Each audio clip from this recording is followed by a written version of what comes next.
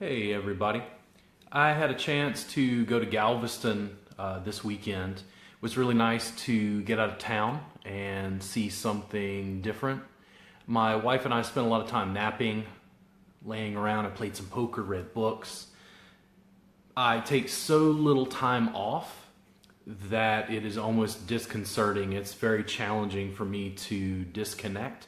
So it was nice to have some really dedicated time off where there was little to no work. I wanted to talk today about the five love languages and massage and how it relates to what we do as massage therapists. This was something I thought of years ago, especially when I started running my own private practice. When I'm trying to communicate with clients, one of the things that I've learned to do, my sessions are very long, so I have a chance to go over a more thorough verbal intake. But I encourage you to potentially include this in your intake process.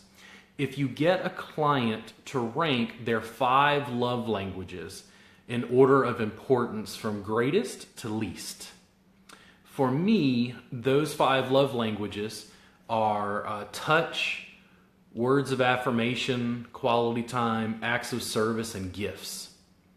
So what that means is my highest love language is touch. I suspect with massage therapists that's going to be much more common. That's something we relate to. Touch is usually very high on our list.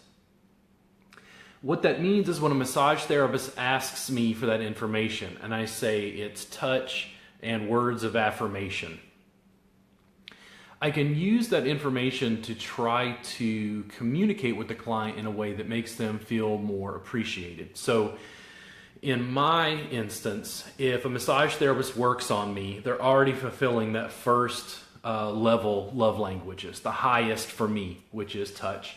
The second one is words of affirmation. So that means that the therapist might give me a tennis ball, recommend some self-care exercises.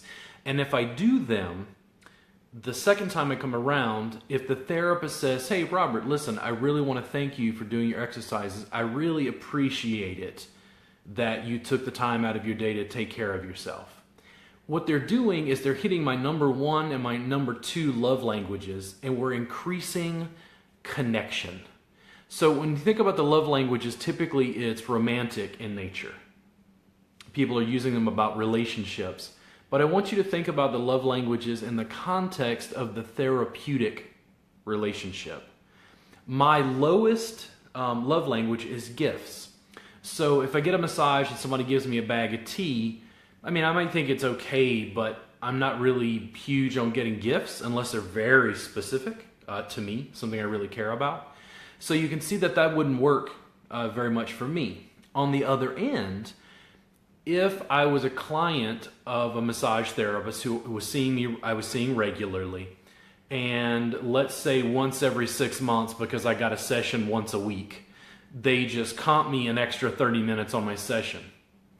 They're giving me a gift, but they're giving me more touch, which means they're speaking my love language to me, which is more important and makes me feel more valued, honored, nurtured. Sometimes there's conflicts when your love languages don't meet up with the people you're with romantically or the people you're dealing with in business. The reason I think that using the love languages that way can be important is it can help clarify what's most important to that client. If the client says that quality time is their highest, love language, I might ask them, what does that mean? When you say quality time, we're going to break that apart. Does that mean that somebody just spends time with you? Does that mean that someone talks with you? Because that person might be looking for in our session. We know that for the most part, we're going to give a massage and mostly be silent. But I'm going to pay special attention to when they do talk, because if they consider quality time being able to convey information verbally, I don't want to block that. Because as much as possible, I want to be able to speak their love language and make them feel appreciated.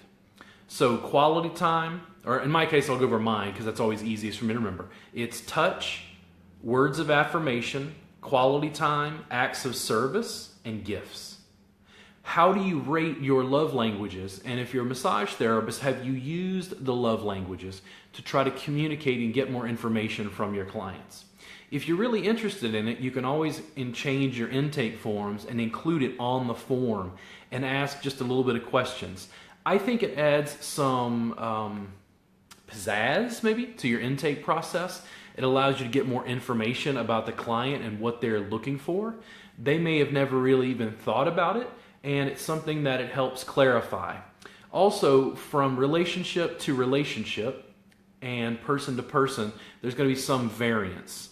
So for some people, in some cases, let's say theirs were touch and words of affirmation like mine. So for some people, they'll switch. They get to a point where words of affirmation is more important than, say touch. It just depends on where people are at. It's not a right or wrong, but it's something that I encourage massage therapists to look at in their intake process. Ask your clients about the 5 love languages and allow that to be a tool to express more care, intimacy, and communication with your clients. You guys have a great day, and I'll see you again soon. We're working on the subscription service. Hopefully we'll roll out in early September, but I'll keep you updated. It's great working with all of you. If you have any questions about what we talked about or anything else, feel free to write down below. Love and appreciate you guys. Thank you so much. Your comments and shares are like air to me. Thank you so much. You have a great day.